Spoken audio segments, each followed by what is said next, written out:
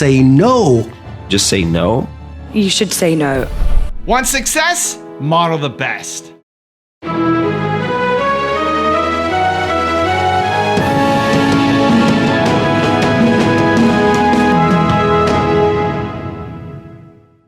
Hi, it's Evan Carmichael, and this channel was created to help you overcome the #1 challenge that is holding you back, a lack of belief in yourself.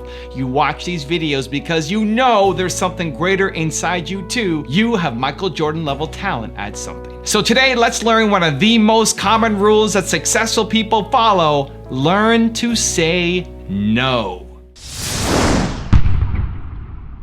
What makes a great company is less about your good opportunities and a lot more about you having the bravery and discipline to say no to your many good opportunities. What destroys a great company is actually opportunity bloating, too many good opportunities. So literally, you diffuse your team's bandwidth and you get distracted. And you see with so many companies right now, they sort of found their sweet pocket and they were absolutely winning in their marketplace. And they decided to go, we've got this app that is really changing the game and owning the marketplace. Let's get into food delivery. Let's get into this. Let's get into that. It happened to General Electric as well. And you probably know they decided at one point, if we can't be one or two in any market, we're going to get out of that market. That's the key point I'm trying to make. Know your mighty mission, know your monomaniacal focus, and then have the discipline to say no to everything else so you can lock and load on your finest opportunity to completely change the game. I remember one of the best pieces of advice I ever received related to negotiation was super simple. Someone said to me, "He who cares less wins." And basically, if you have walkaway power or the ability to just say no, based on that in part, I also developed a rule for myself, which I have followed very, very, very consistently, which is if someone tries to pressure me to make a decision quickly, the answer is no. Like if you want a knee-jerk response, if someone's like, it's blah, blah, closing tomorrow, oversubscribed, blah, blah, blah, blah, like either yes or no now, like I'm not going to leave until you say yes to X. I'm like, then the answer is no. Absolutely no. Mm-hmm. And it's like any on-the-spot decision that you want me to make or forcing me to make, answer's no. And there's tremendous power in that. And it's a muscle that you strengthen as you practice it and you realize like, oh, like the world didn't end. Like, and it's not that you don't care. Like it's more that you're not defined by the outcome or you're not attached. You don't have an expectation around the outcome. Like, you know that you're good outside of however this goes down. Yeah. I had no concept of saying no to anyone, ever. And this is one of the most important show business lessons, actually, learning how to say no. Have you learned yet? Yes. I think life, you should always experience things, but you should say no. I mean, it's more about being in control and not being a puppet is what the most important thing is. And not doing anything for anyone else apart from yourself. You can't always make financial decisions based on emotions. Mm-hmm. And because I feel for people, I feel sorry for somebody. And so a lot of people approach me with projects. Yeah. So I could be in the airport. Hey, Tim Story, I got this invention or product. Yeah. And I really think that sometimes I took on some that I should not. Right. Because that person did not pay the price. Mm-hmm. They just wanted to use my contacts to do it. And it just made me too busy and my life was too cluttered. Yeah. So I had to declutter my life from some of these projects. Sometimes, in order to stay on our priority pathway, you got to say no. So I've really become a master of saying that's just not working for me. But in years past, I was too cluttered. Also, if you want to have more confidence, check out my 254 series. They're free. The links to join are in the description below. Stop resisting. I encourage you, stop resisting the natural flow of epic performance. Stop resisting the natural seasons of life. A lot of the anxiety that we feel is actually due to using words that are not defined very well. If you're doing work that you love, you're more likely to follow through. You're more likely to do it because it doesn't feel like work, because you love doing it. And I just wondered how on earth you restore the stock of ideas. How do you live enough between the novels to replenish the ideas supply? And where does hiking fit into the creative process? Well, I don't feel prolific, so it's rather odd you should say that. I mean, I think of Updike or for that matter Philip Roth as really prolific, and I do take quite a long time between novels, but I make time partly by saying no to people like you. It's very important, often with a real tug on the heart, and it gets harder and harder to defend that private space.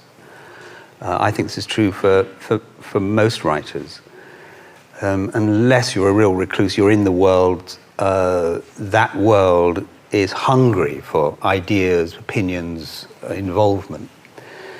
And a lot of the people who are on the other end of the line are both persuasive, intelligent, and interesting, and it's always a little tug at the heart to say no, but it's absolutely vital. In order to know when to say no, you have to know what you stand for.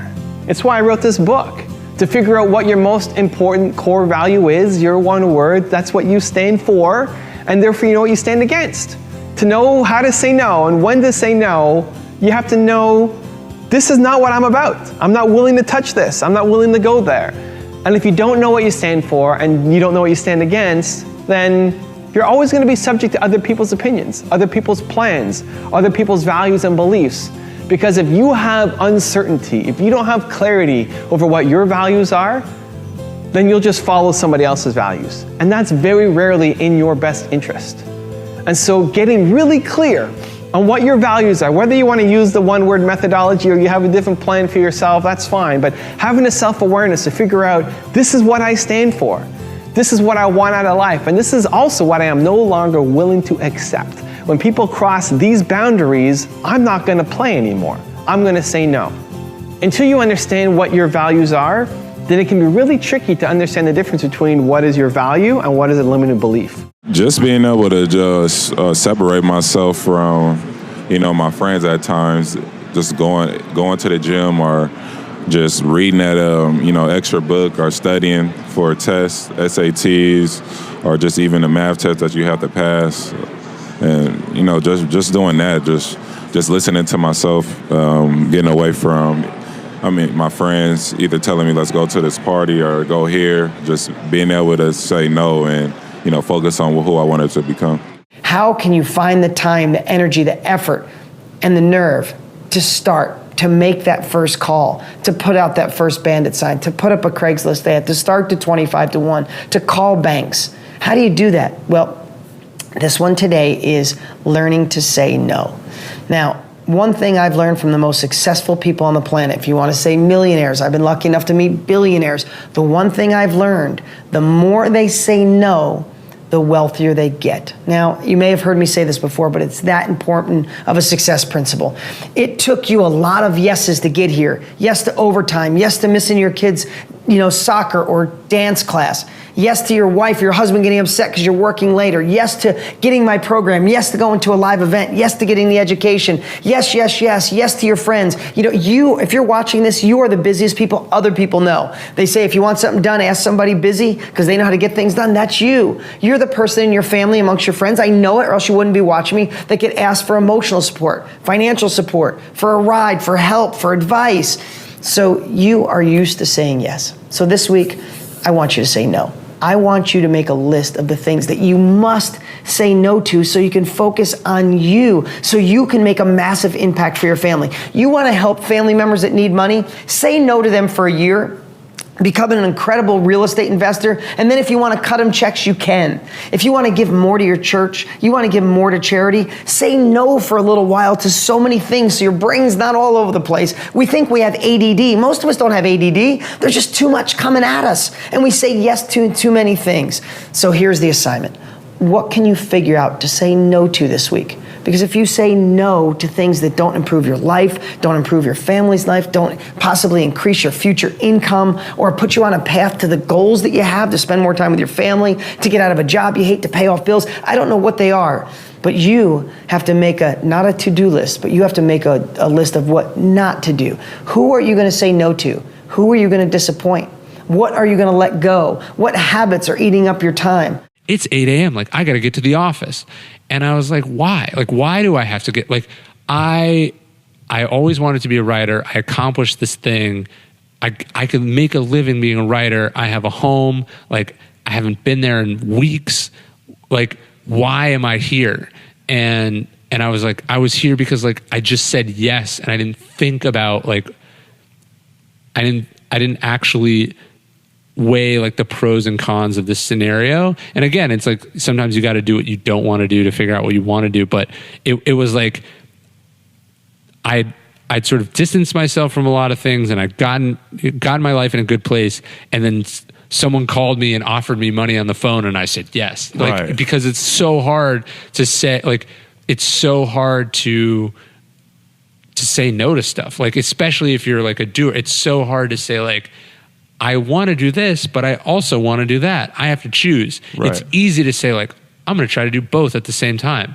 And I said yes to both. Like, I don't think I've ever, like, quit anything. Like, I've just added new stuff. Right. And so for me, that certainly has added up over time to an unsustainable load. Oh, I'm great at boundaries. I'm not great at boundaries. I'm kidding. I so thought that was going to be a laugh line. I thought you guys knew me. I thought you knew me well enough to know that, what? No, I don't have any boundaries. I'm the permeable membrane. I don't know. I let the, you know, I'm a little better at it, but I have, I don't know, I have learned one important thing, which is that I think you sort of get to a point in your life where you think, I have to learn how to say no to things I don't want to do. And that's a big mature moment when you start to begin to do that. But the bigger mature moment is when you learn how to say no to things you do want to do, because you know that you just don't have time, or you don't have energy, or there just isn't, you know, you have to sort of triage your life and there just isn't an opportunity. And that only came to me very recently, that sometimes you have to turn down even the wonderful things in order to take care of your health, or to take care of what you truly, truly, truly care about, not just what you truly care about. Now I have a special bonus clip with Ramit Sethi on how to learn to handle no's that I think you're going to enjoy. But before that, it's time for the 3-point landing questions. Let's go from just watching a video to taking action. Here we go. Question number 1. Who is one person that you need to say no to? Number 2, how are you going to make that happen this week? And then number 3, once it's done, what are you gonna do to celebrate? And if you're gonna take immediate action after watching this video, give me a #believe down in the comments as well. Who here has felt some sort of rejection in the last 30 days with your business? Come on, don't bullshit me. Everybody does. And you know, the crazy part is they won't tell you the truth. They'll never say, you spent the last 4 years of your life building a photo sharing app, and the truth is, I don't really care if my photos aren't organized. They'll never tell you that. Just be like, I think the price is a little high. Remember that $5 ebook I created? I had people who were like, Ramit, love the ebook, but I don't trust PayPal. But I do trust the US Postal Service. So if you could set up a PO box, in fact, I'll buy 2 copies. And like naive Ramit in 2006, I was like, okay. So I actually set up a PO box, and I was like waiting, like, where's my bushel full of checks? And over the course of an entire year, I received 1 check for $4.95. Don't make my mistakes. The thing is, they'll never tell you why. They'll never tell you why. So I want to show you how we handle no's. Here's a script. I'd like to show it to you. This is from a student of ours who applied for a program. He was accepted, and then he didn't join. Let me read it to you. Hi, Karthik. I noticed you were interested in testing blah, blah, blah, and you filled out the application, but you didn't sign up. How come? The course is closed now, but I just wanted to reach out and find out what's up. So this is written very intentionally. First, people don't like to be told, hey, you said you were going to do something and then you didn't do it. They don't like it. But we still want to find the answer to our question. So we did a couple things in this email, and we've tested this. One, we kept it really short. Two, it's super conversational. Notice the phrases, how come? Or let me know what's up. Sometimes we say, out of curiosity. We're not saying, we're not being super corporate about it. And then third, we have to be really clear. We're not trying to sell. In fact, the course is now closed. We cannot collect your money. We don't want it. We get massive responses. So if you have had people who are on your email list or in your customer base, they have not bought something from you, you're sitting on a gold mine. The type of answers we get from this are amazing. They'll say things like, well, I'd love to join, but course looks awesome, but I'm in Australia and I can't fly to New York. We're like, dude, it's an online course.